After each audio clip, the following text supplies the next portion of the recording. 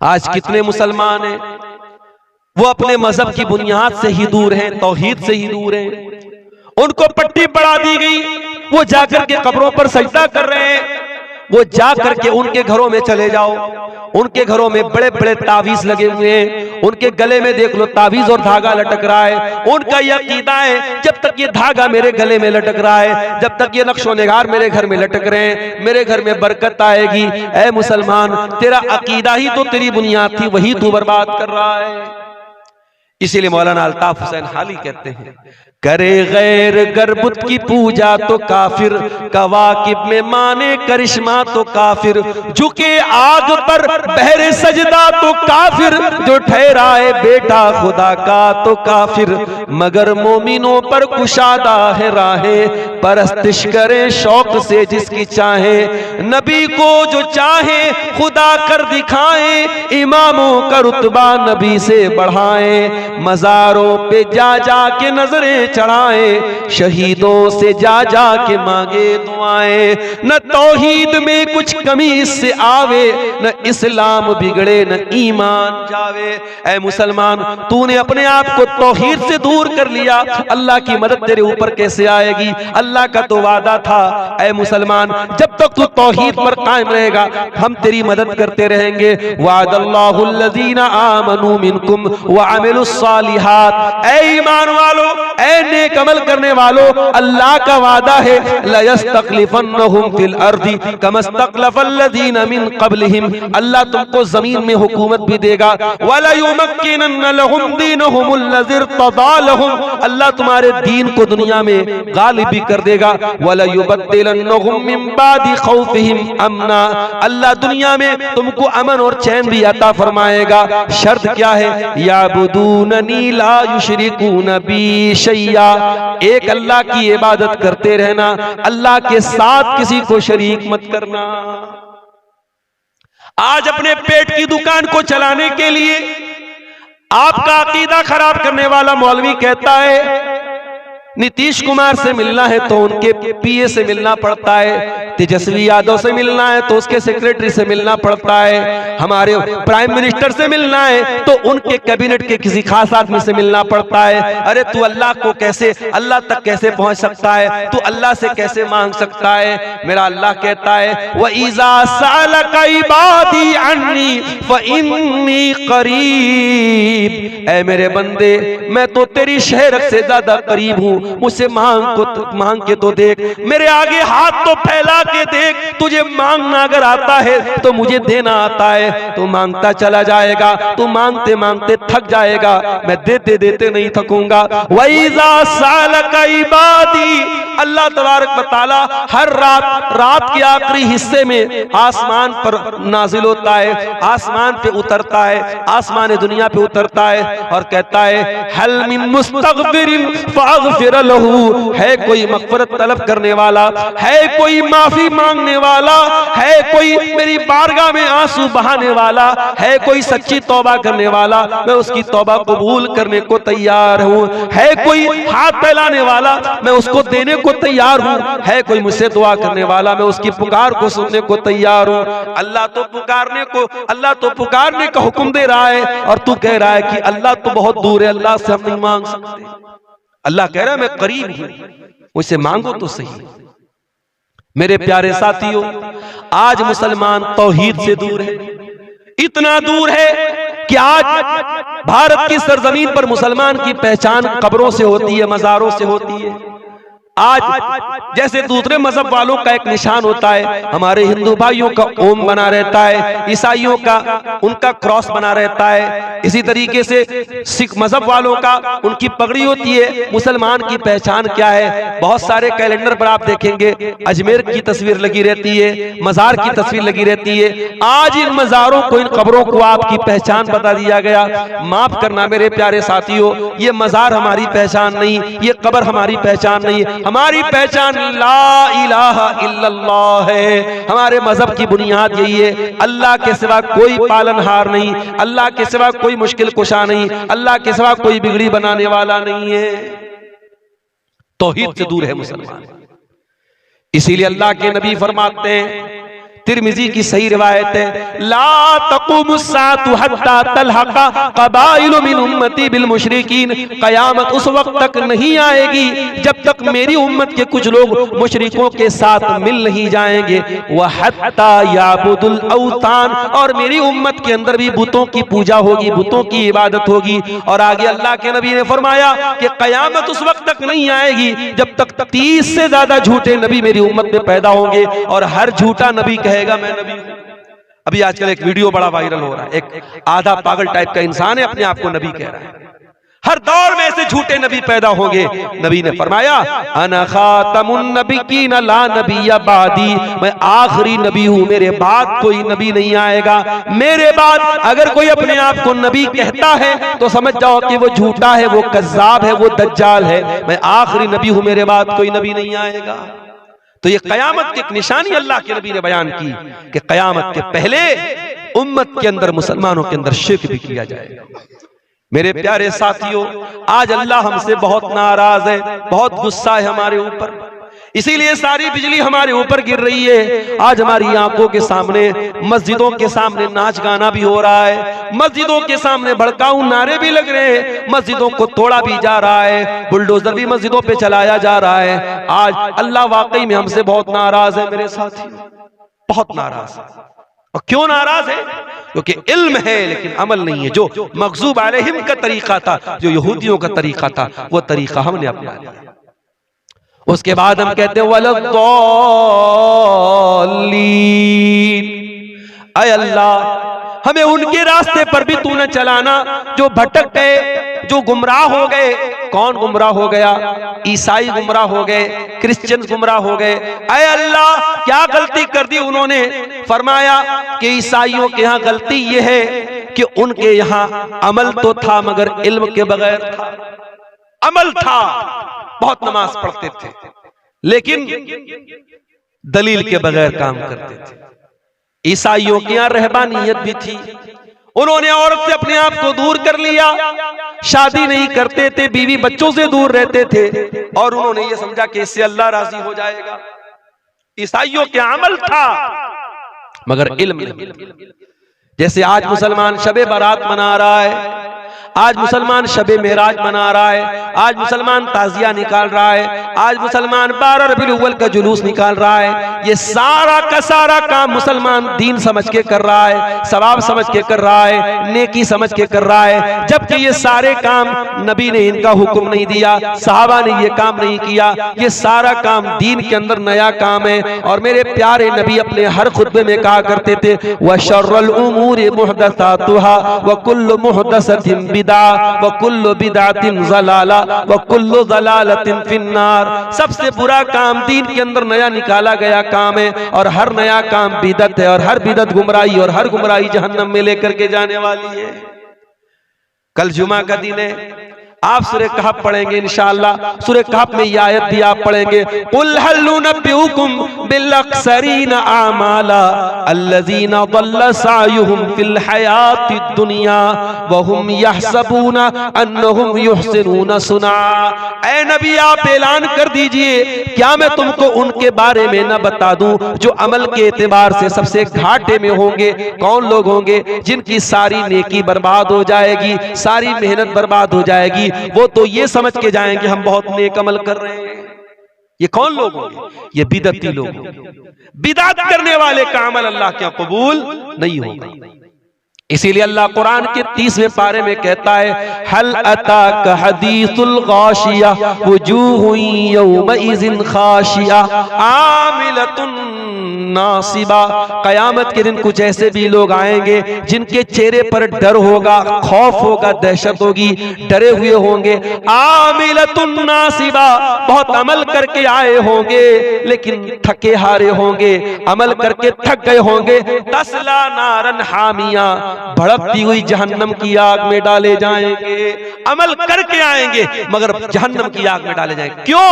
क्योंकि अमल बगैर दलील के था, अमल के ऊपर मोहम्मद अकरम की मुहर नहीं थी। मेरे साथ 14 फरवरी की तारीख आती है, वैलेंटाइंस डे के नाम से जो दिन पूरी दुनिया में मनाया जाता है, आप क्या समझते हैं?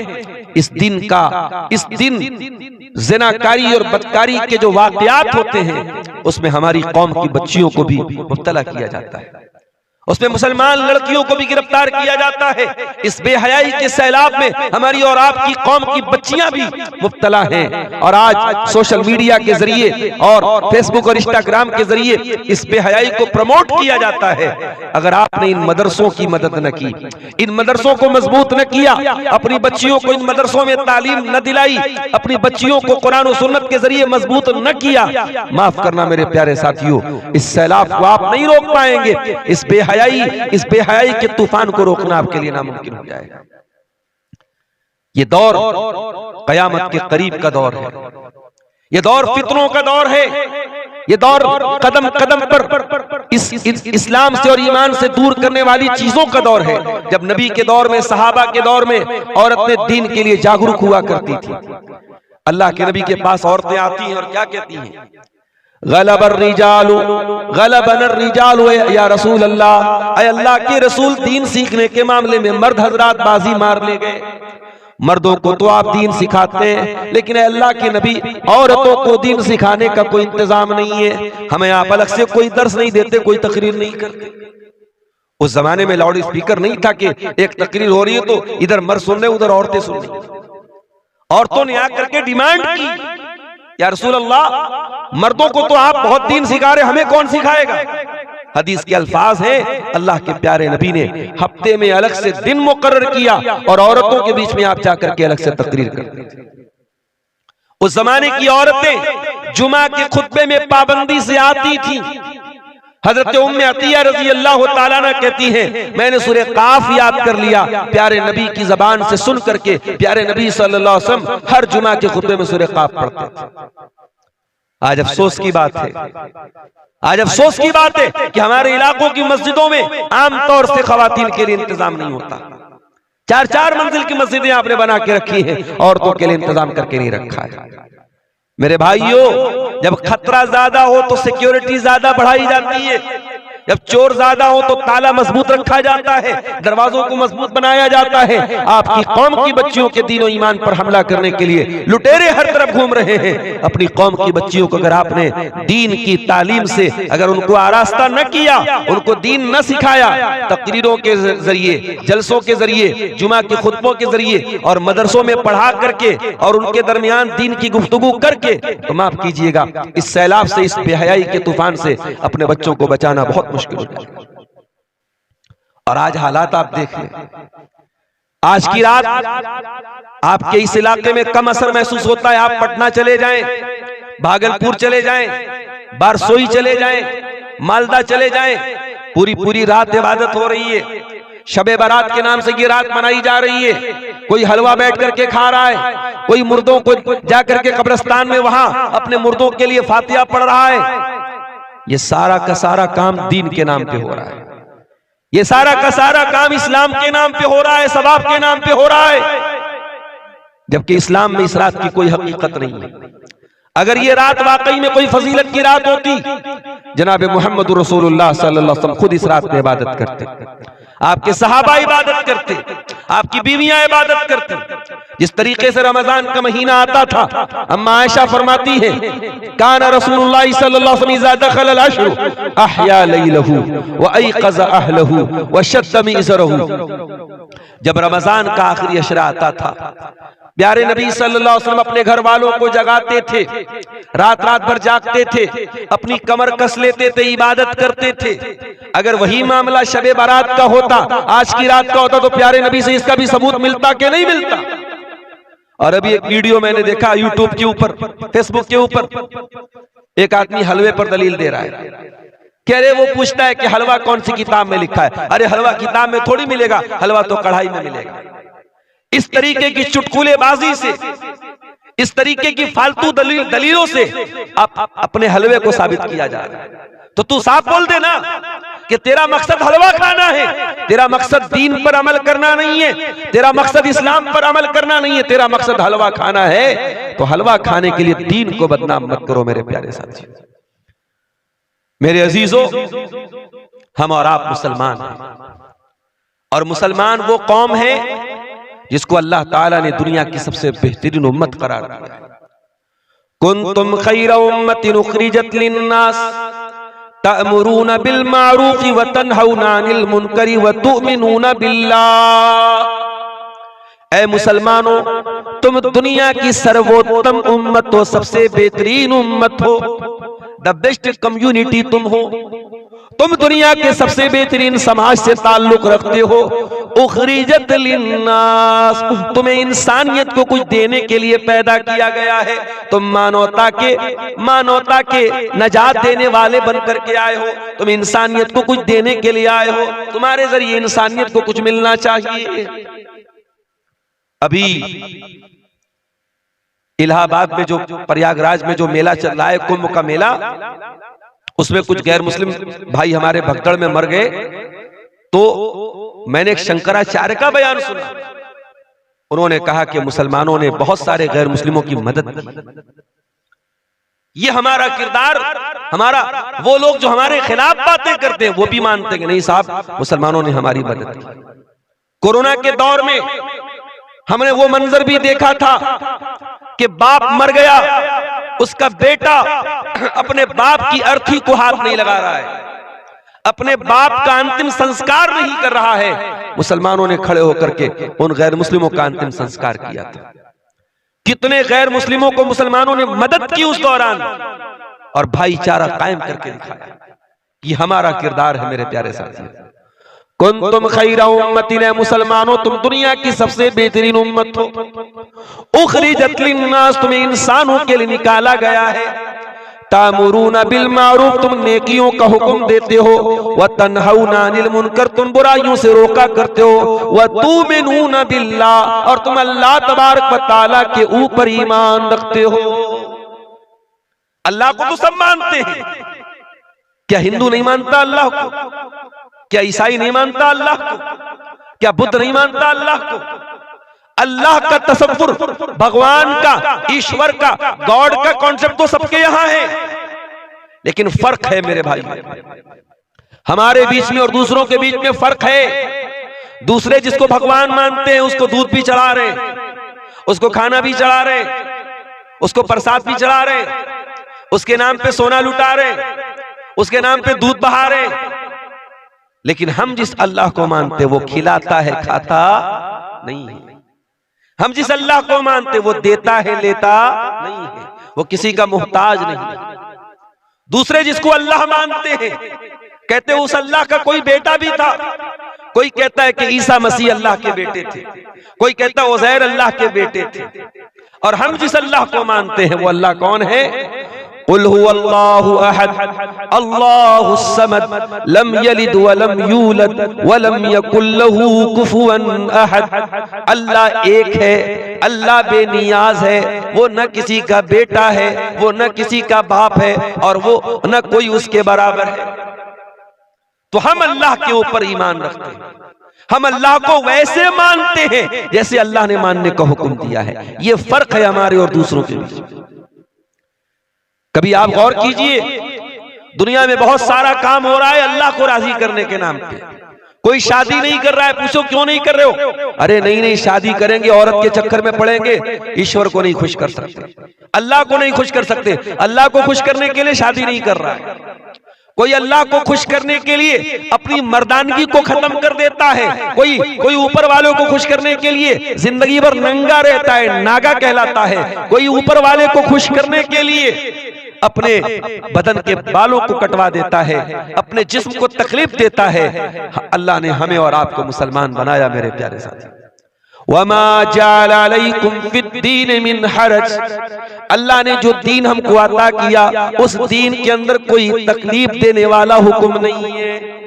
कोई ऐसा हुक्म नहीं है जिसमें हमें तकलीफ हो, जिसमें हमें परेशानी हो, जिसको पूरा करने में हमको प्रॉब्लम आए। सफर की हालत में हम जाते हैं, इंसान घर में जितना कंफर्टेबल रहता है सफर की हालत में नहीं रहता। शरीयत ने सफर में आपको नमाज पढ़ने का हुक्म तो दिया, मगर आपकी सफर की तकलीफों को देख करके शरीयत ने आपको आसानी दे दी। 4 रकात वाली नमाज को 2 रकात पढ़ लेना, मगरिब को इशा के साथ पढ़ लेना, जोहर को असर के साथ पढ़ लेना इजाजत दे दी, छूट दे दी आपको सफर की हालत में। सर्दी का मौसम आया, पानी बहुत ठंडा है और आपके ऊपर गुस्ल वाजिब हो गया, आप नापाक हो गए। अगर गुस्ल करते हैं तो बीमार हो जाने का डर है और पानी गर्म करने का कोई रास्ता नहीं है, तो क्या करेंगे? फतयम्ममू सईदन तय्यबा, शरीयत ने तयम्मुम करने का हुक्म दिया। मोजा पहने हुए आप सर्दी से बचने के लिए, चाहे वो कॉटन का मोजा हो चाहे वो चमड़े का मोजा हो। सफर की हालत में आप 3 दिन तक, अगर आपने वजू करके मोजा पहना है तो 3 दिन तक और 3 रात तक आप मोजा पहने रहिए, उतारने की जरूरत नहीं है। जब वजू टूट जाए वजू कीजिए, पैर को धोने की जरूरत नहीं है, मोजा पहने रहिए, पैर के ऊपर मसा कीजिए, बस। ये हमारा दीन है मेरे प्यारे साथी। वमा जाला अलैकुम फिद्दीन मिन हरज, हमने तुम्हें वो दीन दिया है जिस दीन में कोई दिक्कत नहीं है, कोई परेशानी नहीं। हम उस दीन के मानने वाले हैं जिस दीन में शादी ब्याह करने का भी हुक्म दिया गया, बीवी बच्चों का हक अदा करने का हुक्म दिया गया। हमारा दीन हमें कोई रहबानियत नहीं सिखाता। हमारे दीन में शादी ना करने वाले को पसंद नहीं किया गया। कोई लड़का कोई लड़की शादी के काबिल हो, शादी न करे, इस्लाम में इसको अच्छा करार नहीं दिया गया। हम तो जन्नत में भी जाएंगे तो वहां भी कुंवारे नहीं रहेंगे, जन्नत में भी हमारी कोई बीवी होगी, जन्नत में भी हम डबल होंगे, हम सिंगल नहीं होंगे। सिंगल रहने वालों को अल्लाह पसंद नहीं करता। कोई औरत बेवा हो गई, कोई किसी मर्द किसी की बीवी का इंतकाल हो गया, अगर वो शादी कर सकता है तो शरीयत कहती है उसको शादी करना चाहिए। बेवा औरत अकेली न रहे, मुतल्लका औरत अकेली न रहे, आदमी बीवी के इंतकाल के बाद अकेला न रहे, वो जब भी रहे अपने लाइफ पार्टनर के साथ रहे, अपनी शरीक हयात के साथ रहे। और ताकत अगर अल्लाह ने आपको दी है और इंसाफ कर सकते हो तो शरीयत ने आपको 1 नहीं 2 नहीं 3 नहीं 4 तक आपको शादी करने की इजाजत दी है। ये इस्लाम है मेरे प्यारे साथियों, ये अल्लाह का दीन है जो हमें और आपको मिला है। हम तो उस उम्मत से ताल्लुक रखते हैं कि जब मुसलमानों को हुक्म दिया गया कि खाने काबा की तरफ मुंह करके नमाज पढ़ो, कल तक वो बैतुल मुकद्दस की तरफ मुंह करके नमाज पढ़ते थे। जब खाने काबा की तरफ मुंह करके नमाज पढ़ने का हुक्म मिला तो यहूदियों ने मजाक उड़ाया, कहा कि देखो भाई, मुसलमानों का तो कोई ठिकाना ही नहीं है, कल कहीं और मुंह करके नमाज पढ़ रहे थे और आज खाने काबा की तरफ नमाज पढ़ रहे हैं मुंह करके। तो अल्लाह ने क्या फरमाया? सयक़ूलु सुफ़हाउ मिनन नासि मा वल्लाहुम अन क़िबलतिहिमुल्लती कानू अलैहा क़ुल लिल्लाहिल मशरिक़ु वल मग़रिबु यहदी मन यशाउ इला सिरातिम मुस्तक़ीम। ऐ नबी, कुछ बेवकूफ लोग बोलेंगे कि मुसलमानों को उनके किबला से किस चीज ने हटा दिया। ऐ नबी, जवाब दे दो, अल्लाह का हुक्म आ गया इसलिए मुसलमानों ने किबला बदल दिया और पूरब का और पश्चिम का मालिक तो अल्लाह है। अल्लाह जिसको चाहता है सिराते मुस्तकीम का रास्ता दिखा देता है। वकज़ालिका जअलनाकुम उम्मतन वसता, और ऐ मुसलमानों, हमने तुमको दुनिया की सबसे बेहतरीन उम्मत बनाया तो तुम्हारा किबला भी दुनिया का सबसे बेहतरीन किबला बनाया। आज साइंटिस्ट बोलते हैं कि जो खाने काबा है ये दुनिया का मिडिल है, दुनिया का सेंटर है खाने काबा। जो हमारा किबला है वो दुनिया का भी किबला है, वो दुनिया का मिडिल है, दुनिया का सेंटर है मेरे प्यारे साथी। हमारा किबला सबसे अच्छा, हमारे नबी सबसे अच्छे, हमारा दीन सबसे अच्छा, और हमें जो किताब मिली कुरान, वो किताब भी सबसे अच्छी किताब। वो किताब ऐसी कि 6 साल का बच्चा कुरान का हाफिज है और फर फर फर पूरा कुरान तरावी में खड़ा होकर सुना देता है। दुनिया के किसी और मजहब की मिसाल ला के दिखा दो, दुनिया के किसी और मजहब में मिसाल ला के दिखा दो कि उस मजहब की आसमानी किताब को 6 साल का बच्चा भी याद कर ले और तरावी की नमाज में खड़ा होकर सुना दे। ये एजाज भी अल्लाह ताला ने अपनी किताब को दिया है। इन्ना नहनु नज़्ज़लना ज़िक्रा व इन्ना लहू लहाफ़िज़ून। इस कुरान को हमने उतारा है, इसकी हिफाजत हम करेंगे। 6 साल के बच्चे को हाफिज बना के इस कुरान की हिफाजत हम करेंगे। और कुरान की तफसीर में कोई गड़बड़ी न कर पाए, कुरान के माना और मतलब में कोई गड़बड़ी न कर पाए, इसका भी इंतजाम हम करेंगे। हम उलमा की जमात तैयार करेंगे, हम कुरान और हदीस बयान करने वाले उलमा को खड़ा करेंगे जो हर दौर में कुरान का सही मतलब लोगों को बयान करेंगे। इन्ना नहनु नज़्ज़लना ज़िक्र व इन्ना लहू लहाफ़िज़ून, इस कुरान को हमने उतारा है, इसकी हिफाजत भी हम करेंगे। हलवाखोर लोग इस कुरान की गलत तहरीफ नहीं कर पाएंगे। अपने पेट की दुकान चलाने वाले इस कुरान का गलत मतलब बयान करेंगे, मगर हम उलमाए हक को खड़ा करेंगे जो कुरान का सही मतलब दुनिया को बयान करेंगे। तो मेरे अजीजों, हम उस कुरान के मानने वाले लोग, मगर आज ये जूते क्यों पड़ रहे हमारे ऊपर? जिसका जी चाहता है हमें लाख सुना देता है, हमारी मस्जिदों को टेढ़ी नजर से देखने लगता है, हमारे मदरसों को बंद करने की बात करने लगता है, हमारे उलमा को सलाखों के अंदर डलवा देता है। क्यों? ये जिल्लत के हालात क्यों है मेरे प्यारे साथियों? इसका जवाब अल्लाह ताला सूरह रात के अंदर देता है। इन्नल्लाह ला युगय्यिरु मा बिक़ौमिन हत्ता युगय्यिरु मा बिअनफुसिहिम, अल्लाह ताला किसी कौम के हालात को तब तक नहीं बदलता जब तक वो कौम अपने करतूतों को न बदल ले। जब तुम अपने करतूतों को बदलोगे, हम तुम्हारे हालात को बदल देंगे। कल तक तुम इज्जतों को बचाने वाले बन करके आए थे, तुम दुनिया को हया का दर्स देने वाले बन के आए थे, आज तुम खुद बेहया बन गए। तुम दुनिया को ला इलाहा इल्लल्लाह का पाठ पढ़ाने आए थे, आज कब्रों पर सजदा करने वाले बन गए। कल तुम मुहम्मदुर रसूलुल्लाह का कलमा पढ़ने आए थे, आज बिदअतों के पैरोकार बन गए। कल तक तुम दुनिया को औरत का सही मकाम बताने आए थे, आज औरत तुम्हारे लिए भी खिलौना बन गई। कल तुम दुनिया को निकाह के जरिए, शादी के जरिए अपनी शर्मगाह की हिफाजत का दर्स सुनाने आए थे, और आज तुम्हारी शादियों में जहेज आ गया, तुम्हारी शादियों में बारात आ गई, तुम्हारी शादियों में मंगनी आ गई, तुम्हारी शादियों में लंबा चौड़ा खर्चा आ गया। तुमने खुद निकाह को मुश्किल बना के जिना को प्रमोट कर दिया, जिना को आसान कर दिया। जब तुम अपने करतूतों को बदलोगे, अल्लाह तुम्हारे हालात को भी बदल देगा। वइज़ा अरादल्लाहु बिक़ौमिन सुआ, और अल्लाह ताला जब किसी कौम के साथ बुराई का इरादा फरमाएगा, जब किसी कौम को बर्बाद करना चाहेगा, फला मरद्द लहू, तो कोई उसे नहीं बचा पाएगा, कोई नहीं बचा पाएगा। वइज़ा अरादल्लाहु बिक़ौमिन सुअन फला मरद्द लहू, आपकी बर्बादी का फैसला अगर आसमान पे हुआ है, जमीन का कोई लीडर, जमीन का कोई नेता, जमीन का कोई मिनिस्टर आपके हालात को ठीक नहीं कर पाएगा।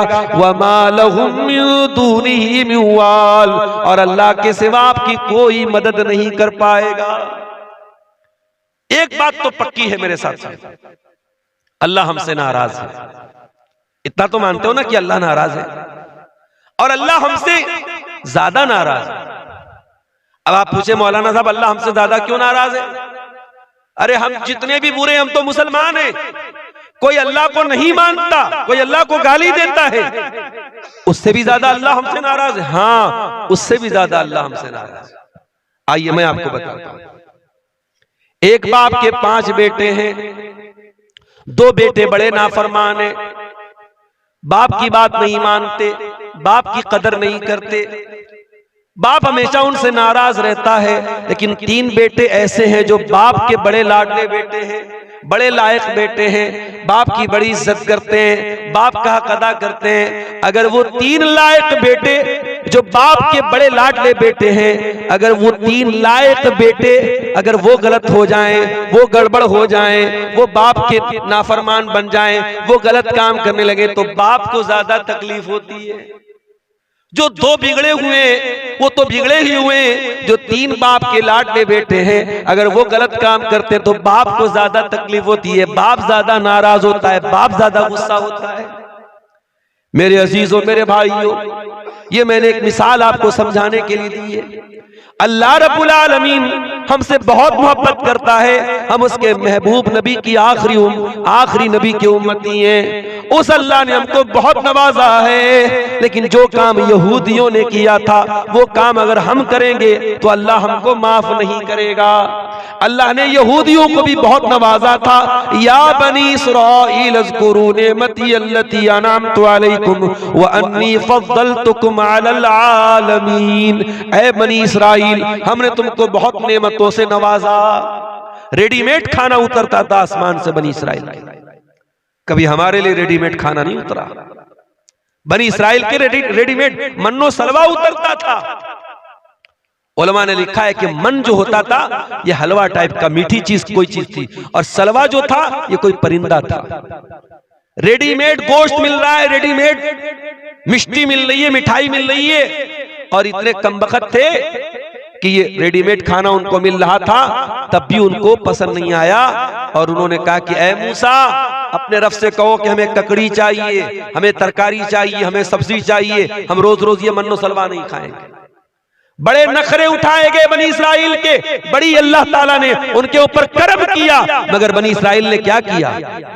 ज़ुरिबत अलैहिमुज़्ज़िल्लतु वल मस्कनतु व बाऊ बिग़ज़बिन मिनल्लाह।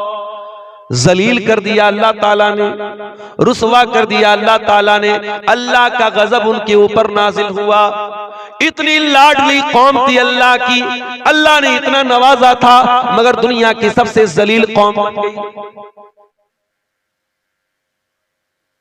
जलील कौम बन गई दुनिया की मेरे प्यारे साथी, इतनी जलील कौम बन गई।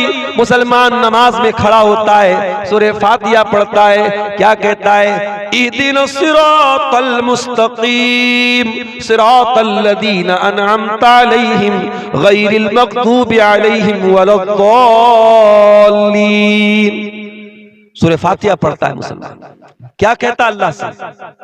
इहदिनस सिरातल मुस्तकीम, अल्लाह हमको सिरात मुस्तकीम पे चला, हिदायत के रास्ते पे चला, सही रास्ते पे चला, इस्लाम के रास्ते पे चला। कभी आपने गौर किया पांचों टाइम की नमाज में अगर सुन्नतों को निकाल दो, नफिल को निकाल दो, सिर्फ फर्ज नमाज को अगर सोच लो, 5 टाइम की नमाज में 17 बार आप अल्लाह से दुआ करते हैं, परवरदिगार तू हमको सिरात मुस्तकीम पे चला, हमको हिदायत के रास्ते पे चला। क्यों दुआ करते हो अल्लाह से? हमने रोजी तो बार बार नहीं मांगी, हमने बच्चों की तंदुरुस्ती तो बार बार नहीं मांगी, हमने दौलत तो बार बार नहीं मांगी, हमने हिदायत बार बार मांगी। इहदिनस सिरातल मुस्तकीम, ऐ अल्लाह तू सिरात मुस्तकीम पे चला, इसलिए कि हिदायत से बड़ी कोई नेमत नहीं है, हिदायत से बड़ी कोई दौलत नहीं है। मेरे प्यारे साथियों, इसी मुल्क में करोड़ों लोग ऐसे हैं जो जाहिल नहीं, पढ़े लिखे लोग हैं। कोई अदालत का जज बना हुआ है, कोई वकील है, कोई आला दिमाग वाला है, बड़ा पढ़ा लिखा है, मगर गाय के गोबर को वो खा रहा है, गाय के पेशाब को वो पी रहा है, किसी शर्मगाह के आगे हाथ जोड़ रहा है, किसी पत्थर के बुत के आगे हाथ जोड़ रहा है, किसी नदी को देख करके सजदा कर रहा है, किसी जानवर के आगे सजदा कर रहा है। इतने बेहतरीन पढ़े लिखे लोग, इतने आला दिमाग वाले लोग भी अपने क्रिएटर की, अपने पैदा करने वाले की इबादत नहीं कर रहे, जानवर की इबादत कर रहे हैं, शर्मगाह की इबादत कर रहे हैं, नदी की इबादत कर रहे हैं। मेरे प्यारे भाइयों, उन लोगों के बीच में अगर अल्लाह ताला ने आपको ईमान वाला बनाया है, आपको तौहीद वाला बनाया है, आपकी पेशानी अगर एक अल्लाह के दर पे झुक रही है, आप ला इलाहा इल्लल्लाह पढ़ने वाले हैं, आपसे बड़ा खुशनसीब कौन है मेरे भाई? आपसे बड़ा किस्मत का धनी कौन है? आपसे बड़ा खुशकिस्मत कौन है? इहदिनस सिरातल मुस्तकीम।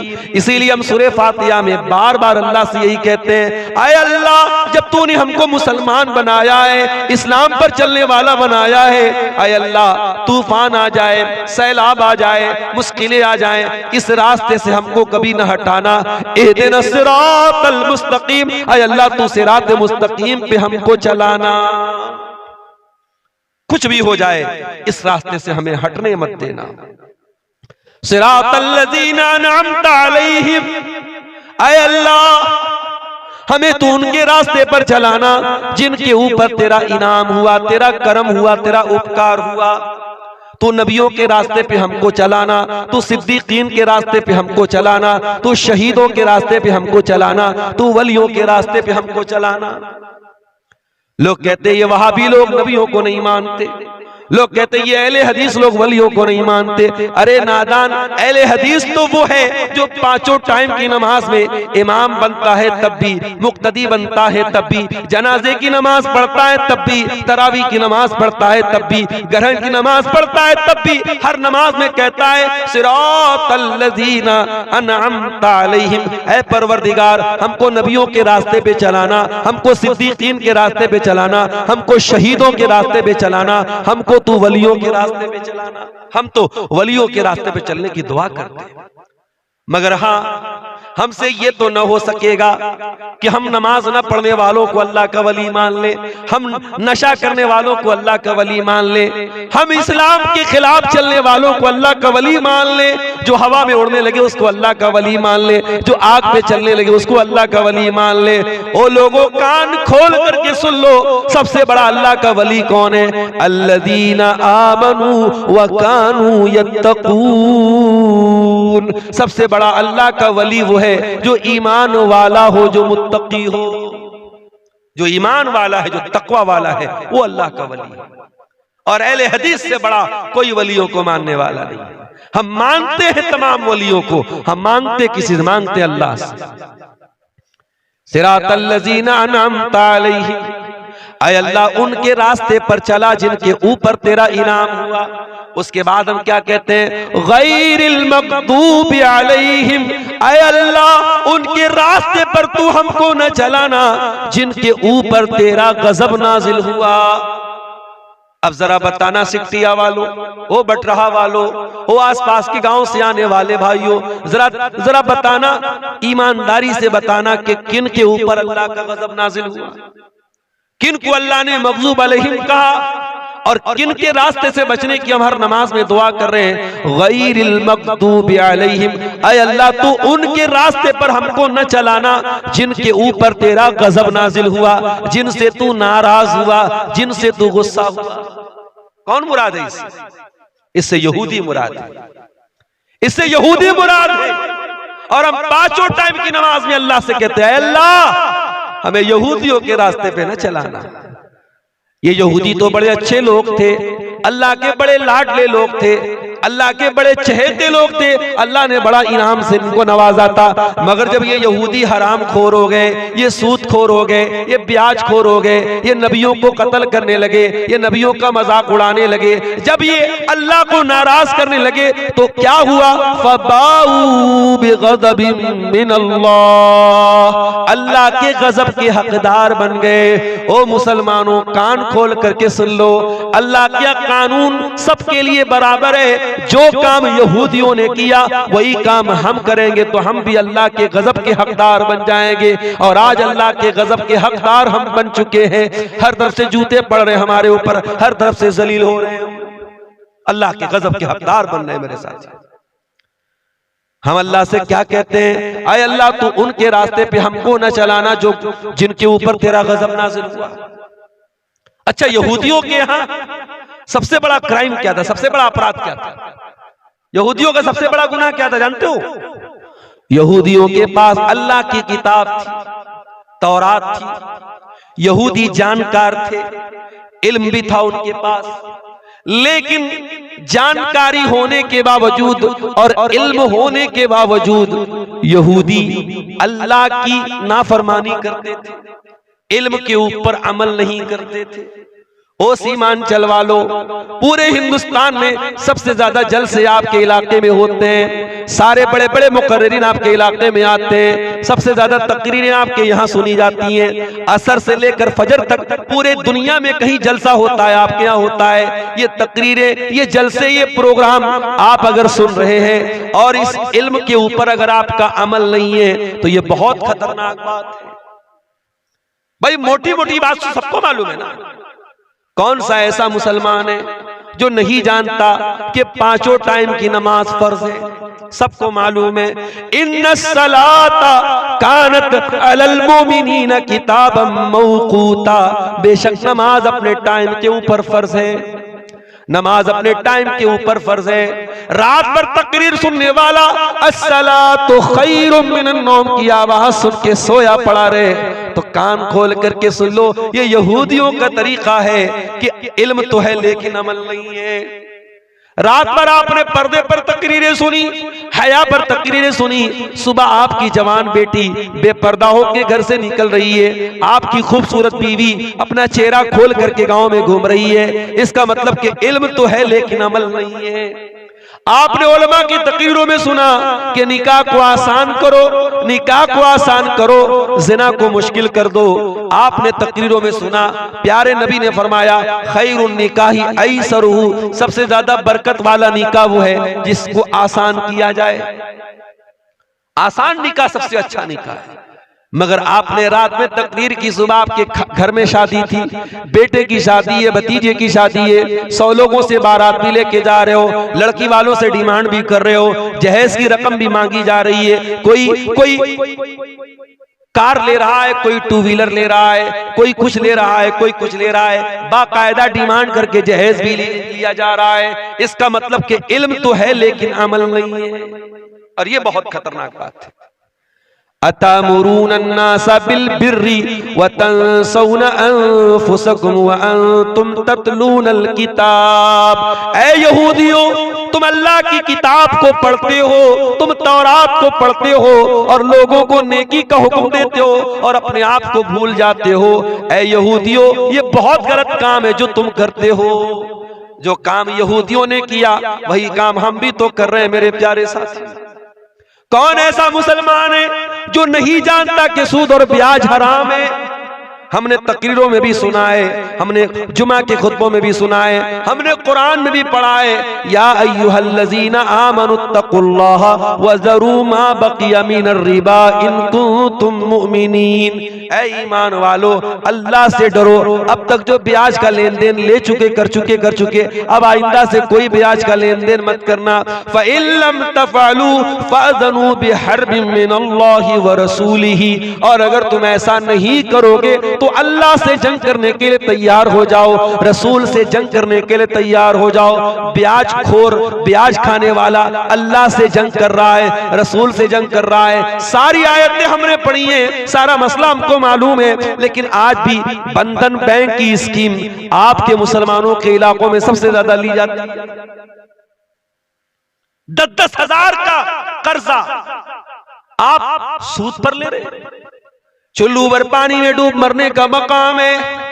ओ करोड़पति हो, ओ कौम के सरमायादारो, ओ अपने पैसों को तिजोरियों में भरने वालों, कल अल्लाह कयामत के दिन पूछेगा तू तो तिजोरी में भरा करता था। तेरी कौम का गरीब आदमी 10,000 का पैसा बंधन बैंक से, बंधन लोन से लेता था, वो इंटरेस्ट पर लेता था, ब्याज पर लेता था। तेरी कौम के गरीबों ने 5-5 हजार रुपये ब्याज पर लेकर के अल्लाह को नाराज किया था। तू करोड़ों का मालिक था, तूने अपने भाई की मदद क्यों नहीं की? याद रखो मेरे भाइयों, इस्लाम ये सिखाता है अगर अल्लाह ने आपको दौलत दी है और आपका कोई भाई जरूरतमंद है, आपसे कर्जा लेने आया है, इस्लाम कहता है कि कर्जा दे दो और कर्जा में कभी प्रॉफिट मत कमाओ। कर्जा में कभी प्रॉफिट मत कमाओ। कर्ज के जरिए प्रॉफिट कमाना इस्लाम के अंदर सूद और ब्याज है, और अल्लाह के प्यारे नबी ने इससे मना किया। आज मुसलमान सूद और ब्याज बड़े आराम से खा रहा है। आज मुसलमान नौजवान बड़े धड़ल्ले से जुआ खेल रहे हैं। कोई ऑफलाइन जुआ खेल रहा है, कोई ऑनलाइन जुआ खेल रहा है, कोई मोबाइल के जरिए जुआ खेल रहा है, कोई ताश के पत्तों के जरिए जुआ खेल रहा है। क्या मुसलमान को यह मसला मालूम नहीं है? अल्लाह के नबी ने फरमाया कि जो जुआ खेलता है गोया कि वो सूअर के गोश्त में अपना हाथ डालता है। जिस तरीके से सूअर का गोश्त खाने वाला है, वैसे ही जुआ खेलने वाला है। क्या आपने कुरान की ये आयत नहीं पढ़ी? या अय्युहल्लज़ीना आमनू इन्नमल खम्रु वल मैसिरु वल अंसाबु वल अज़लामु रिज्सुम मिन अमलिश शैतान। ये शराब, ये जुआ, ये पासे के तीर और ये गैरुल्लाह के आस्ताने, ये सब गंदे काम है, शैतान के काम है। इनसे बचो तभी तुम कामयाब हो सकते हो। सब जानते हैं, ऐसा नहीं कि हमें जानकारी नहीं, हमें इल्म तो है, इल्म के ऊपर अमल नहीं। ये नोटबंदी का वाकया किस समय हुआ था? 19 में हुआ था 18 में 17 में मुझे याद है 2017 में जब नोटबंदी हुई थी, इत्तेफाक से जिस तारीख को नोटबंदी हुई थी मेरा प्रोग्राम किशनगंज में था और उसी दिन हमारे प्राइम मिनिस्टर साहब का ऐलान हुआ था कि आज से पुराने नोट बंद। अब पूरे मुल्क में एक डर का आलम बन गया। बेचारी औरतों ने कहां छुपा के पैसा रखा था, सब निकालना पड़ा उनको, सब उनकी पोल खुल गई और जिनके पास पैसा बचा रह गया वो बेकार हो गया, आज किसी काम का नहीं। सरकार का एक ऐलान हुआ, गवर्नमेंट का एक ऐलान हुआ और कल तक जो नोट मार्केट में चल रहा था वो नोट एक पल में बेकार हो गया। और अब लोग कह रहे मोदी जी ने जो नया नोट बनवाया बड़ा हल्का नोट है, इसका कलर भी उतर रहा है, ये है वो है, सब कुछ है। मगर भाई जिसको सरकार ने अप्रूव किया चलेगा तो वही, पुराना वाला जितना भी खूबसूरत था वो चलने वाला नहीं। यही मसला दीन का है मेरे प्यारे साथी। आपको क्या अच्छा लगता है ये मैटर नहीं करता, आपकी नजर में कौन सा अमल कैसा है ये मैटर नहीं करता, अल्लाह की नजर में वो अमल अच्छा है कि नहीं ये मैटर करता है, रसूल की नजर में वो अमल अच्छा है कि नहीं ये मैटर करता है। इसीलिए अल्लाह कुरान में सूरह कहफ की आखिरी आयत में कहता है, फमन काना यरजू लिका रब्बिही, जो अपने रब से मुलाकात करना चाहता है, जो जन्नत में जाना चाहता है, जो अपने रब से मिलना चाहता है, जो अल्लाह के यहाँ कामयाब होना चाहता है, वो दो काम कर ले, फलयामल अमलन सालिहा, वो जो भी अमल करे नेक अमल करे, अमल सालिह करे, ऐसा अमल करे जिस अमल के ऊपर अल्लाह की मुहर हो, रसूल की मुहर हो, वला युशरिक बिइबादति रब्बिही अहदा, और अपने रब की इबादत में किसी को शरीक न करे। शिर्क मत करो और बिदअत मत करो, ये दो खतरनाक चीजें हैं। अल्लाह को राजी करना है तो शिर्क से भी बचना है और बिदअत से भी बचना है।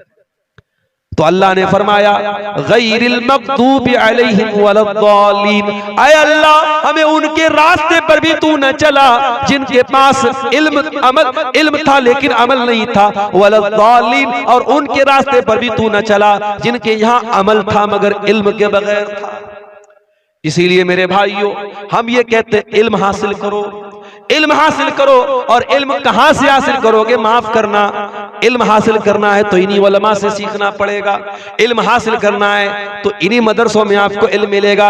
यही कुरान के हाफिज, कुरान के आलिम, कुरान के कारी आपको कुरान पढ़ना सिखाएंगे, यही से आपको हदीसें पढ़ना सिखा, हदीसों का इल्म आपको मिलेगा। कुरान और हदीस का इल्म आज भी आपको इन्हीं मदरसों में मिलेगा। और याद रखो, कोई सूटेड बूटेड होकर के आ जाए, कोई फर्राटेदार इंग्लिश बोलने लगे और आप ला करके जल्दी से उसको माइक दे देगी, साहब ये तो बड़ा सूट पहन के आया है, बड़ी फर्राटेदार इंग्लिश बोल रहा है। नहीं, आपका स्टेज, आपका माइक, इसका भी एक वकार है मेरे प्यारे साथी। और मैं अक्सर सीमांचल के जलसों में बोलता हूं, मुझे बहुत अफसोस होता है, अभी आपके इसी अररिया के इलाके का एक मौलवी वो बाकायदा तकरीर में कह रहा है कि मोहम्मद बिन सलमान साहब मेरा वीजा नहीं पास कर रहे हैं, मैंने उनके खिलाफ बोल दिया है, वो मेरा वीजा नहीं पास कर रहे। अबे जाहिल, झूठे, मक्कार, कितना बड़ा फ्रॉड, कितना बड़ा झूठा है तू। पहली बात तो तू झूठ बोलता है, सऊदी हुकूमत के खिलाफ जहर उगलता है, और उसके बाद इस तरीके की कहानी सुनाता, तेरे जैसे न जाने कितने पड़े तुझे वो वीजा नहीं देंगे उम्रा के लिए। और तू ये समझता है कि सामने पब्लिक जो बैठी है वो जाहिल गंवार पब्लिक है, जो चाहे सुना दे। इसीलिए मैं अपने अहले हदीस भाइयों से कहता हूं, और आपके इस सीमांचल के इलाके में खास तौर से मैं कहता हूं कि अल्लाह के वास्ते आप अपने उन उलमा को दावत दो जो किताब और सुन्नत के जानकार हैं। हर अहरे गैरे रत्तु खैरो को स्टेज पर दावत मत दो मेरे साथ। खुराफात बकने वाले, झूठ बकने वाले, मनगढ़ंत रिवायतें बयान करने वाले, किस्से कहानी बयान करने वाले आपके स्टेज पर नहीं आने चाहिए। इस स्टेज का एक वकार है, इस स्टेज की एक हुर्मत है, उसको पामाल मत होने देना मेरे साथ। इल्म सीखना है तो उलमा।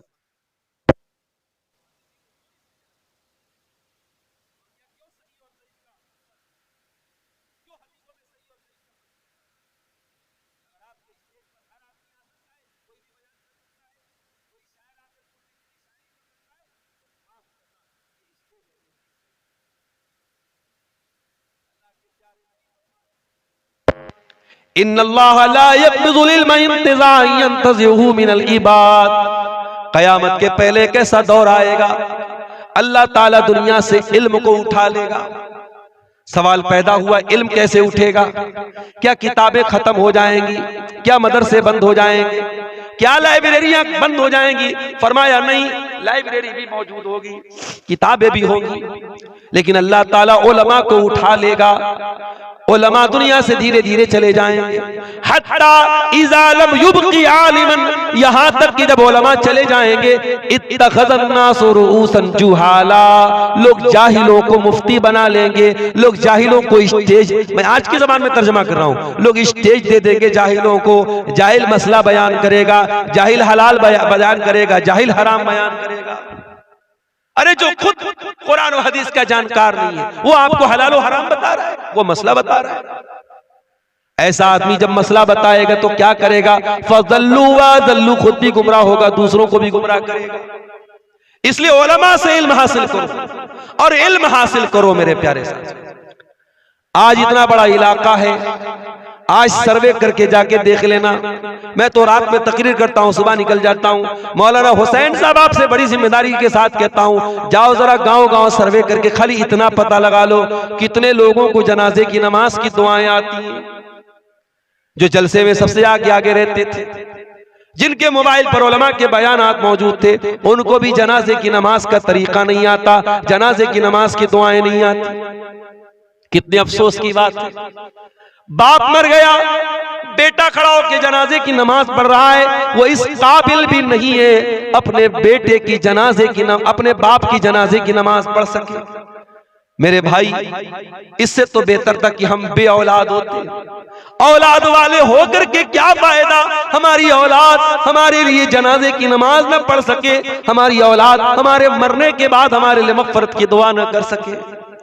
मेरे प्यारे साथियों, अपने बच्चों में से एक बच्चे को कम से कम आलिम बना दो, एक बच्ची को आलिमा बना दो, कम से कम सारे बच्चे दुनियादारी में लग जाएं। एक बेटा आपका ऐसा तो हो जब वो हाथ उठाए तो अपने बाप के लिए दुआ करे, रब्बिरहमहुमा कमा रब्बयानी सगीरा। ऐ अल्लाह, मेरे माँ बाप ने बड़ी तकलीफों से मुझे पाला था, बड़ी कुर्बानियां दी थी, बड़ा जलील किया था अपने आप को। मेरी माँ ने बड़ी गुर्बत का दिन देखा था, मेरी माँ ने गांव के लोगों के बर्तन भी मांजे थे, मेरे बाप ने लोगों के घर की गुलामी की थी। ऐ अल्लाह, मेरे माँ बाप ने बड़ी मुसीबतों में मुझको पाला है, परवरदिगार तू मेरे माँ बाप पर रहम फरमा। ये दुआ कौन करेगा? जो कुरान का जानकार होगा, जो कुरान पढ़ेगा। कम से कम अपने बच्चों को इस लायक तो बना दो मेरे साथ। इल्म दीन सीखो और सिखाओ मेरे साथ। आज हालात ये है, पूरे इंडिया की बात मैं नहीं कर रहा हूं, आपके सीमांचल की बात कर रहा हूं। इतना बड़ा जलसा होता है, मदरसों को चलाने के लिए जलसा कराया जाता है। मैं आमतौर से चंदा नहीं करता, मुझसे भी लोग कहते हैं मौलाना थोड़ा चंदा कर देना। ये मजबूरी क्यों आ गई? क्यों आपको मदरसों को चलाने के लिए जलसा कराना पड़ रहा है? ये भी बहुत बड़ा सवाल है। और इतना बड़ा जलसा, इतना खर्च करने के बाद भी अगर आप अपने मदरसों को नहीं चला पा रहे तो ये कौम के लिए चुल्लू भर पानी में डूब मरने की बात है। अपनी ऐशो इशरत पर लुटाने के लिए तो हमारे पास लाखों करोड़ों हैं, अपने फालतू कामों के ऊपर खर्च करने के लिए लाखों करोड़ों हैं, और ये छोटे छोटे मदरसे आज लोगों के सामने भीख मांग रहे हैं। अफसोस होता है मेरे भाई, टेम्पू में बैठ करके इन्हीं मदरसों में पढ़ने वाले छोटे छोटे बच्चे बेचारे वो चंदा कर रहे हैं अपने मदरसे के लिए। इन्हीं मदरसों में पढ़ाने वाले प्राइवेट टीचर, उनको मदरसे का सेक्रेटरी कहता है जाओ चंदा करके लाना, तब तुमको तुम्हारी तनख्वाह देंगे। 5-6 हजार की तनख्वाह पाने के लिए वो बेचारा, वो प्राइवेट टीचर, वो प्राइवेट पढ़ाने वाला मौलवी बेचारा गांव गांव घूम करके धान उतारता है, चंदा उतारता है, तब जाकर के उसकी तनख्वाह का इंतजाम होता है। ऐसा क्यों हो रहा है मेरे साथ? क्या ये उलमा की तहकीर नहीं है? क्या ये उलमा की तौहीन नहीं है कि आज आपने अपने उलमा को भिखारी बना के रख डाला है? मेरे भाइयों, होना तो ये चाहिए था कि इन उलमा के आपके दरवाजे तक पहुंचने की नौबत ही ना आती, आप खुद उन तक पहुंच के जाते। मौलाना, मुझे अल्लाह ने लाखों का मालिक बनाया है, ये मेरे माल की ज़कात है, इस माल की ज़कात में से मैं आपके मदरसे को भी दे रहा हूं, मैं इन गरीब बच्चों के ऊपर भी खर्च कर रहा हूं, मैं इन यतीम बच्चों के ऊपर भी खर्च कर रहा हूं। होना तो ये चाहिए, मगर हो क्या रहा है कि ज़कात देने के लिए भी आज हम ये चाहते हैं कि लोग भिखारी बन के हमारे दरवाजे तक। इसीलिए मैं अक्सर कहता हूं कि हमें सिस्टम को बदलना पड़ेगा। हमें सिस्टम को बदलना पड़ेगा। ज़कात देने का जो तरीका हमारे यहाँ है, इस तरीके को हमें बदलना पड़ेगा। ये ज़कात देने का सही तरीका नहीं है। मेरे अजीजों, मेरे प्यारे भाइयों, इल्म की कदर करो, उलमा की कदर करो। प्यारे नबी ने हमको ये सबक भी दिया है, अपने बच्चों का हक कुर्बान करके दीन सीखने वाले बच्चों की कदर करो। आज आप कभी मदरसों के हॉस्टल में जाके देखिए, छोटे छोटे बच्चे जो पढ़ते बेचारे, इन छोटे छोटे बच्चों पर जिम्मेदारियों का कितना पहाड़ आ जाता है। आपका बच्चा जहां चाहे वहां खेल रहा है, कपड़े मैले हो जाते हैं, घर में आता है उसकी माँ उसके कपड़े धुल रही है। मदरसों में पढ़ने वाले छोटे छोटे बच्चे ये बहुत सोच समझ के खेलते हैं, कपड़ा ज्यादा गंदा हो जाएगा तो धुलना तो हम ही को है। बेचारे बैठ करके अपना कपड़ा धुल रहे हैं। छोटे छोटे 10 साल के 12 साल के बच्चे अपने हाथों से सारा काम कर रहे हैं, अपने कपड़ों पर इस्त्री भी कर रहे हैं, अपने कपड़ों को भी धुल रहे हैं। आपके बच्चे को तो उसकी मां नहलाती है, ये बच्चे मदरसों में जाते हैं, इनको खुद अपने सारे काम करना है। और फिर जैसे ही पढ़ाई का टाइम हुआ, अगर जरा सी ताखीर होगी, मौलवी साहब की छड़ी भी मौजूद है, छड़ी उनकी पीठ पर पड़ गई, आपके बच्चे को कोई एक थप्पड़ मार दे, आप फौरन दौड़ करके जाते हैं। हमारे बच्चे को किसने मारा? वो बच्चा जो हॉस्टल में गया है, माँ बाप की नजरों से दूर है, उसको डिसिप्लिन में रखने के लिए कभी उस्ताद ने मार भी दिया, कभी उसकी पीठ पे 2-4 छड़ी पड़ भी गई, वो बेचारा रो तो देता है, उसकी आंखों से आंसू तो आ जाते हैं, मगर न माँ उसके पास है न बाप उसके पास है वो शिकायत कर सके, वो अपने दिल के दर्द का इजहार कर सके। इतनी कुर्बानियों के बाद, और आपके गांव में तो जागीरों का भी निजाम है, घर घर जाकर ये बच्चे टिफिन लेकर के जाते हैं, भिखारी बन के उनको खाना मिलता है, फिर वो खाना खा के बेचारे बच्चे पढ़ते हैं। कितने मदरसे ऐसे जहां मतबक नहीं है और जागीर का निजाम है, और बच्चे उसी सिस्टम से खाना खाते हैं और फिर पढ़ लिख करके वो आलिम बनते हैं। इतनी कुर्बानियों के बाद जब वो इंसान आलिम बनता है, मेरे भाइयों, उस आलिम की कदर किया करो। मैं ये नहीं कहता उसको फरिश्ता मान लो, हाँ वो भी इंसान है, वो भी इंसान है। तुमसे गलती होती तो उससे भी हो सकती है, तुम्हारे कदम बहकते तो उससे भी बहक सकते हैं। अगर उससे गलती भी हो जाए, उससे अगर गलत काम भी हो जाए, मैं ये नहीं कहता कि आलिम की गलती को नजरअंदाज कर दिया जाए, मगर हाँ कम से कम एक आलिम का जो मकाम है उसका लिहाज रखा जाए। कोई ऐसा काम न किया जाए कि दुनिया उलमा से बदजन हो जाए, दुनिया उलमा से बदगुमान हो जाए। अपने उलमा को उनका मकाम दो, उनका हक दो मेरे प्यारे साथी। इसीलिए अल्लाह के प्यारे नबी फरमाते हैं, मन सलक तरीकन यतलुबु फीहि इल्मन सहलल्लाहु लहू तरीकन इलल जन्ना। जो इल्म दीन सीखने के लिए घर से निकलता है, वो जन्नत के रास्ते पे जाता है, वो जन्नत के रास्ते पे चल रहा है। व इन्नल आलिम लयस्तगफिरु लहू मन फिस समावाति वल अर्ज़ि। और आलिम के लिए जमीन व आसमान की तमाम मखलूकात मग़फ़िरत की दुआएं करती हैं। हत्तल हीतान फिल मा, यहां तक कि पानी की मछलियां भी आलिम के लिए मग़फ़िरत की दुआ करती है। आपका बेटा अगर आलिम बनेगा, अगर वो वाकई में आलिम बनेगा और उसके इल्म से लोग फायदा उठाएंगे, मेरे प्यारे साथियों, आप दुनिया से चले जाएंगे, आपका बेटा दुनिया से चला जाएगा, जब उसकी किताबें पढ़ी जाएंगी, जब उसके इल्म से लोग फायदा उठाएंगे, उसके लिए दुआ करेंगे, उस दुआ का आपको भी फायदा मिलेगा। औलाद की हर नेकी का सवाब माँ बाप को भी मिलता है, क्योंकि जरिया तो माँ बाप होते हैं। इसलिए अपने बच्चों में से किसी एक बच्चे को जरूर आलिम बनाना, किसी एक बच्ची को जरूर आलिमा बनाना। मैं अक्सर कहता हूं, एक बच्चे को इल्म दीन की राह में लगाना। और आज के इस दौर में मेरे प्यारे साथियों, जब कदम कदम पे आपको जरूरत पड़ेगी दीन सीखने की, तो आपके घर में कोई एक इंसान तो ऐसा हो जो आपको दीन की बातें बताए। कल मौलाना फजल हक मुबारकपुरी के जनाजे में जब मैं गया, उनके 6 बेटे हैं और 6 के 6 बेटे हाफिज और आलिम। अल्लाहु अकबर। बड़ा बेटा जनाजा की नमाज पढ़ा रहा है, बाकी सारे बेटे भी पीछे खड़े हैं। ये मंजर देख के दिल पर बड़ा असर हुआ कि ये इंसान जिसका जनाजा रखा हुआ है, ये उलमा का बाप है। मेरे भाइयों, आलिम बनना ये कमाल है, मगर उससे बड़ा कमाल ये कि आप उलमा के बाप बन जाएं, आपके बच्चे उलमा बन जाएं, आपके सब बच्चे आलिम दीन बन जाएं। ये बहुत बड़ी बात है। मेरे अजीजों, इस दौर में जब हम ये देख रहे हैं कि अल्लाह तबारक व तआला हमसे नाराज है, हमें इन बातों का ख्याल करने की जरूरत है। और एक आखिरी बात बयान करके बात खत्म करूंगा कि आज हमारी तबाही और बर्बादी की एक बहुत बड़ी वजह जो मुझे समझ में आती है कि हम पूरी तरीके से दुनिया परस्त बन चुके हैं, दुनियादार बन चुके हैं। दुनिया के नशे में डूबे हुए हैं। मेरे प्यारे साथियों, हमारा दीन हमसे ये नहीं कहता कि तुम दुनिया हासिल न करो, दुनिया तलब न करो। हमारे नबी ने और हमारे अल्लाह ने हमको जो दुआएं सिखाई हैं उनमें दुनिया मांगने का भी हुक्म दिया गया है। कुरान में सबसे बेहतरीन दुआ क्या सिखाई गई? रब्बना आतिना फिद दुनिया हसना व फिल आखिरती हसना व क़िना अज़ाबन नार। ऐ परवरदिगार, हमको दुनिया की भलाई भी अता फरमा और आखिरत की भलाई भी अता फरमा और जहन्नम की आग से हमको बचा। हमारे प्यारे नबी क्या दुआ किया करते थे? अल्लाहुम्मा अस्लिह ली दीनी अल्लज़ी हुवा इस्मत अमरी। ऐ अल्लाह, मेरे दीन को ठीक कर दे, मेरे मामले की बुनियाद मेरे दीन पर है। वो अस्लिह ली दुनियाया अल्लती फीहा माशी। और अल्लाह, मेरी दुनिया को भी ठीक कर दे, क्योंकि मुझे जिंदगी तो दुनिया में गुजारना है। वो अस्लिह ली आखिरती अल्लती इलैहा मादी। और ऐ अल्लाह, मेरी आखिरत को भी ठीक कर दे, क्योंकि मरने के बाद लौट के वहां जाना है। हमारे नबी ने ये दुआ हमको सिखाई है। तो दुनिया हमें हासिल करना है, मगर दुनिया को सब कुछ मत समझना मेरे प्यारे साथी। दुनिया को सब कुछ मत समझना। ये दुनिया आपके काम तभी तक आएगी जब तक आप जिंदा हैं। जिस दिन आपका इंतकाल हो जाएगा, मौत आएगी, ये दुनिया साथ छोड़ देगी मेरे साथियों।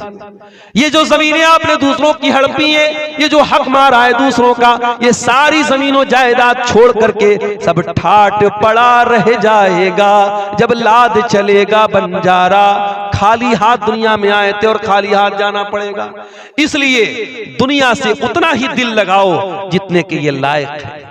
दुनिया से उतना दिल न लगाओ जो इसकी जिससे ज्यादा इसकी औकात नहीं है। असल तैयारी आखिरत की करो मेरे प्यारे साथी।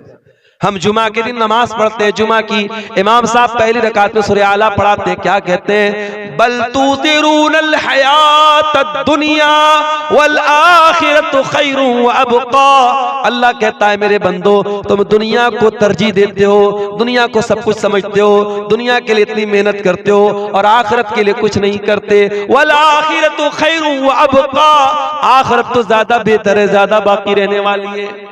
दुनिया में गर्मी लगे तो एसी चलाते हो, दुनिया में अंधेरा हो जाए तो लाइट जलाते हो, दुनिया में गर्मी लगे तो पंखा चलाते हो, दुनिया में प्यास लगे तो घर में फ्रिज ला के रखते हो, दुनिया के ऐशो आराम की इतनी फिक्र करते हो। अरे जन्नत में कैसे जाना है, जहन्नम से कैसे बचना है, कब्र के अजाब से कैसे बचना है, मैदान महशर की गर्मी से कैसे बचना है, जरा उसका भी इंतजाम कर लो मेरे प्यारे साथियों। इसीलिए अल्लाह के नबी फरमाते हैं, अक्तिरू ज़िक्र हादिमिल लज़्ज़ात, लज्जतों को तोड़ देने वाली चीज मौत को ज्यादा से ज्यादा याद किया करो। आपसे पूछा गया, अय अल्लाह के नबी सबसे अक्लमंद कौन है? आपने फरमाया, अक्तरुहुम ज़िक्रल लिल मौत, जो मौत को सबसे ज्यादा याद करता है, वह इस्तिदादन लिमा बादहू, और मौत के बाद की तैयारी करता है। मौत को याद किया करो और मौत के बाद की तैयारी किया करो मेरे प्यारे साथी। आगे रमजान का महीना भी हमारे सामने है और हमारी एक आदत होती है, हमारे घर में जब कोई अच्छा मेहमान आता है तो उस मेहमान की हम उसके इस्तिकबाल की तैयारी करते हैं। हमारे घर में कहीं गंदगी पड़ी है तो हम दूर करते नहीं, मेहमान आ रहा है क्या जवाब देंगे हम? अच्छा बिस्तर बिछाते हैं, अच्छा बर्तन में खाना लाते हैं, आप मेहमान की इज्जत करते हैं। रमजान भी एक बहुत ही खुशनसीब और बहुत मुअज़्ज़ज़ मेहमान बन के हमारे घर में आने वाला है। रमजान का महीना हमें अल्लाह ताला की मग़फ़िरत का परवाना लेके आता है। इसलिए अपने आप को प्रिपेयर करो, तैयार करो रमजान के लिए। अभी से आदत डाल लो कुरान पढ़ने की, अभी से आदत डालो रातों में तहज्जुद पढ़ने की, अभी से नफली रोजा रखने की आदत डालो, ताकि रमजान आए तो आप पहले से उसके लिए ज़हनी तौर पर तैयार रहे। इसीलिए अल्लाह के प्यारे नबी रमजान के अलावा सबसे ज्यादा किसी महीने में रोजा रखते थे तो शाबान में रखते थे। और ये भी याद रखो मेरे प्यारे साथी, रमजान अगर आ गया और आपने रमजान का हक अदा नहीं किया तो ये और बड़ी बदनसीबी की बात है।